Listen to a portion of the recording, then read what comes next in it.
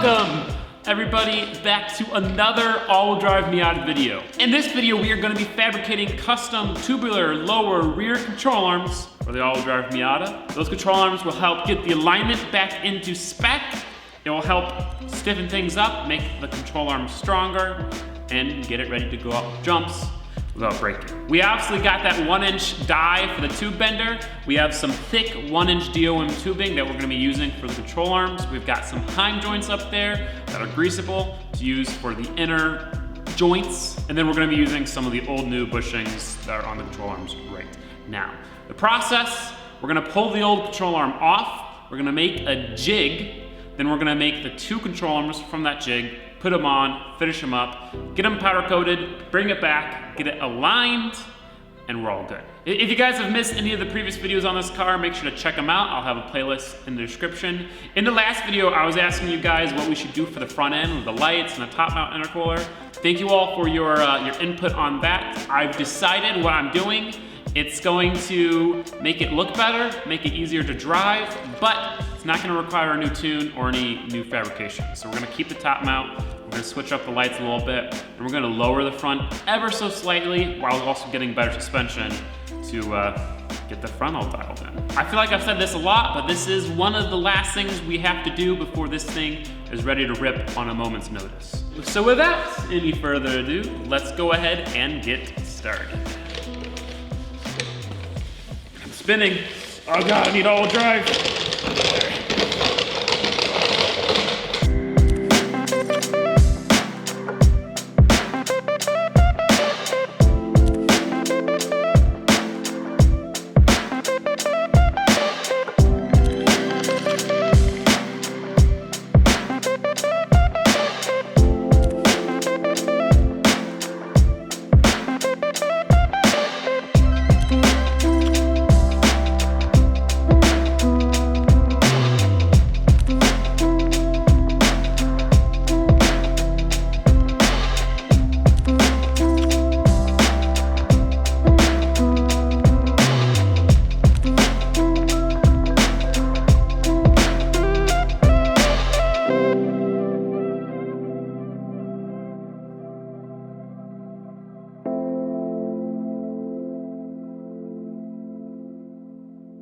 All right, now that we got one of the control arms off, we can start making the jig. But before that, let's hear a word from this video's sponsor, the Ridge Wallet. The Ridge Wallet is a revolutionary wallet that's light, sleek, strong, and designed to streamline what you carry every day. No more old clunky wallets filled with old receipts, gift cards, and a bunch of other stuff you don't need. The Ridge Wallet holds up to 12 cards plus cash. It comes in 30 different styles, including these two here, which is titanium and carbon fiber. Durable materials mean the wallets have a lifetime warranty and a 40-day test trial. If you don't like the wallet in those 45 days, you can return it for a full refund. I've been using a Ridge wallet for the past couple of months and I love it. I always used to get really annoyed with how big and uncomfortable my old wallet was in my pocket. But now, with these things, I don't even notice it's there. If you guys are interested, you can get 10% off with free worldwide shipping and returns by going to ridge.com/Gingium and using code Gingium. Also, Father's Day is almost upon us. A Ridge wallet would be a great gift for all those dads out there carrying those ginormous old clunky wallets. But anyway, let's get back to the video. And now back to making the jig.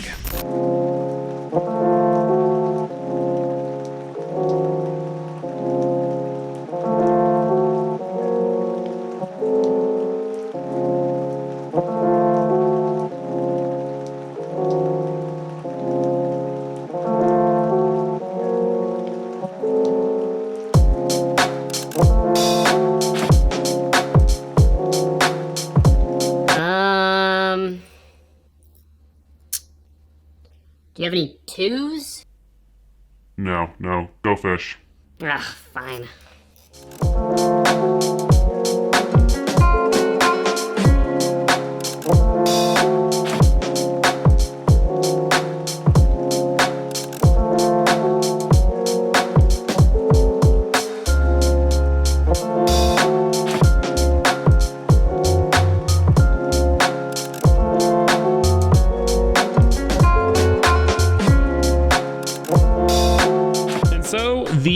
jig is done. Super simple, as you can tell. It locates the rear and front mounting positions on the subframe and on the hub of the Miata rear suspension. The nice thing about the Miata control arms, the rear control arms, is that they are symmetrical besides where the strut bolts up.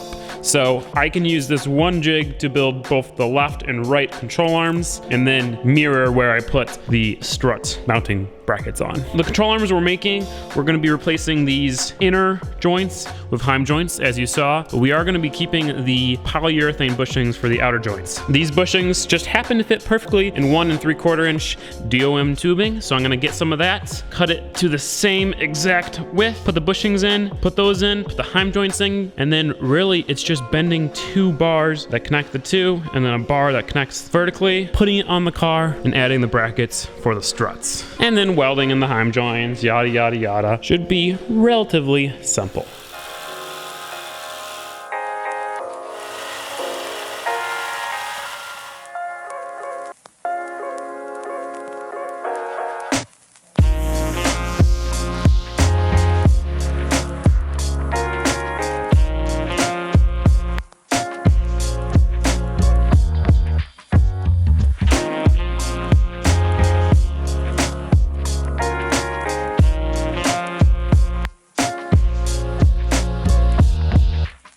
We got these 2 beautiful new fresh pieces of tube with the bushings installed. So much better than the old hack off bushings with, not properly grounded and all rusty and gross compared to this. Ooh.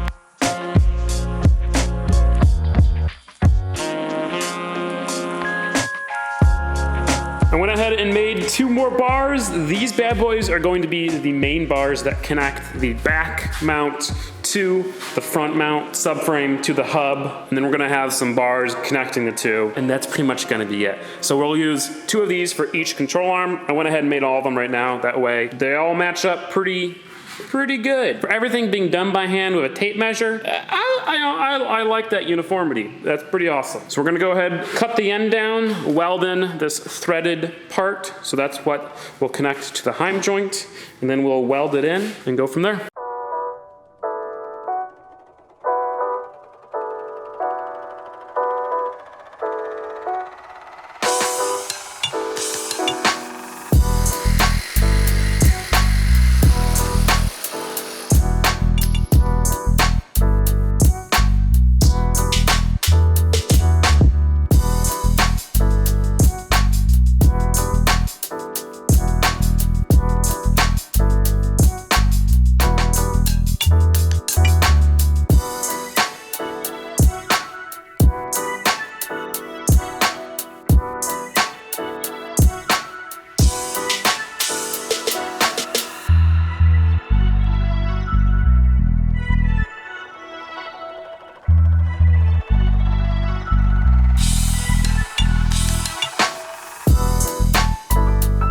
Boys, we got a tubular control arm.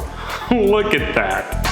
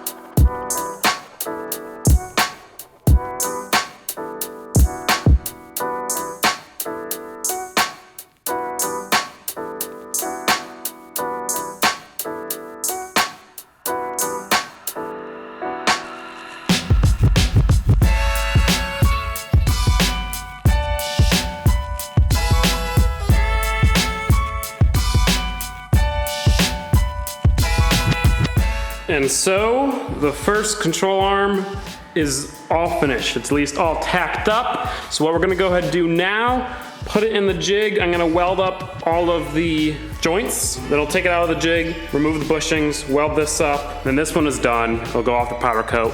And then we have to do it all again. But as you can tell, most of the stuff for the next control arm is already ready. So the next one should go much quicker. As I was building the stuff for the first one, I made double of everything for the second one. Obviously, the goal is to make the left and right control arms identical. So building all the stuff all at once really helps with that, because you build one thing, you replicate it 3 times rather than building one part, replicating again, then finishing that control arm, building the next part, replicating it again. You know, doing it like that, there's bound to be small differences in each control arm. This one's almost done.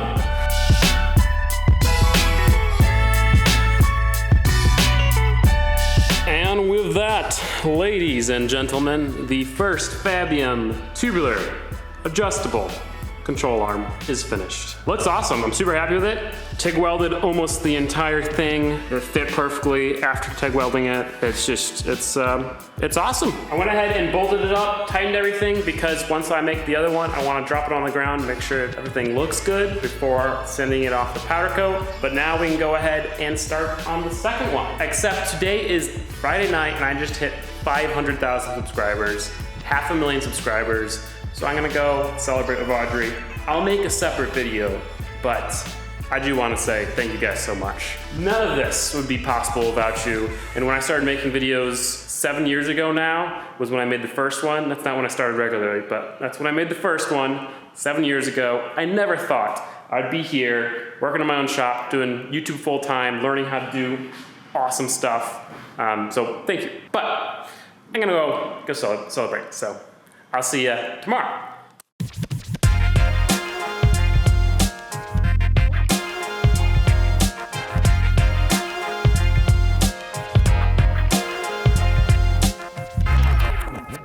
With that, ladies and gents, the passenger side control arm is finished. Looks great. Tubular control arms not only function better and, you know, they're so much more useful, they look so much more race car. And it looks so cool, these two control arms. I'm super happy with the way both these turned out. Everything is tightened. We can go ahead, put the wheels back on, lower down, and see what happens. The alignment will definitely have to be changed. The height will have to be adjusted most likely, but we're not gonna do that yet because they have to get powder coated.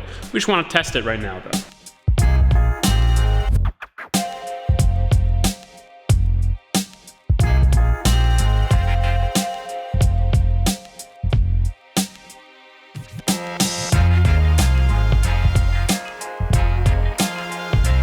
Didn't blow up. I think the back is taller now, which makes sense. But that's the problem, because the coilers can't go any shorter. What? You talking to me? I'm talking to everyone, I guess. The important part is that the control arms have not exploded yet. So that's good. So I moved the mounting point of the strut farther out on the control arm. So the wheel has less leverage, the weight of the car has less leverage on the strut. The suspension should now be stiffer in the rear, and as you can tell it is, because it's a little bit taller than it used to be, and the struts have not been adjusted. I don't want it this tall, and unfortunately the coilovers I have now don't go any lower, so that's kind of a problem. Don't know what I'll do about that. So with that, ladies and gents, the video is done. The custom tubular adjustable control arms are a success. In the next video, we're gonna remove them, we're gonna get them powder coated a beautiful color, we'll reinstall those, then we'll install the new front suspension, then we'll align the car, and we'll height adjust it, get it all dialed, and have some fun. As long as it's not raining, like it is right now. I learned a ton during this video. I had a really good time making these, like the first control arms that we ever made. It turned out really good. I'm really happy with the results. Let me know what you guys think. If you got any concerns or you know what. I can't wait to really test this car out once things start opening back up in the area. Anyway, if you enjoyed the video, please make sure to give it a like. If you didn't, please make sure to give it a dislike. If you're new to the channel, please consider subscribing. Yet again, thank you all for 500,000 subscribers. I appreciate it so much. Next up is 1 million. Can we make that happen in my lifetime? Maybe, we'll see. I guess that's kind of my responsibility. Of course, I forgot to mention, if you want to see the next video right now, you can head over to Patreon, become a patron, and watch it.